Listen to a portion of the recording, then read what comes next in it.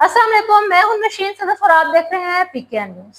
मंशियात बरामदगी case, Sindh high court के अदाकार साजिद हसन के बेटे साहिर हसन की जमानत मंजूर, रिहा करने का हुक्म।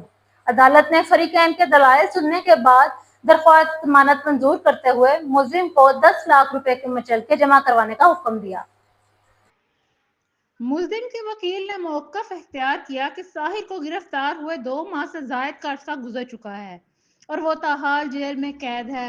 वकील का कहना था कि मुल्जिम अदालती रिमांड पर जेल में है और मुल्जिम से 500 ग्राम गांजा बरामद हुआ है। मुल्जिम की दरख्वास्त जमानत पर सिंध हाई कोर्ट ने हुकूमत को हिदायत की।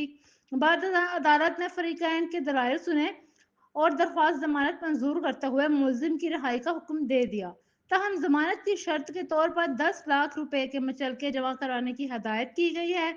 याद रहे कि इससे कबल Sindh high court larger bench ने मंशियात केस में गिरफ्तार मुल्जिम साहिर की दरख्वास्त जमानत को आईनी बेंच के दायरा समाअत करार दिया था।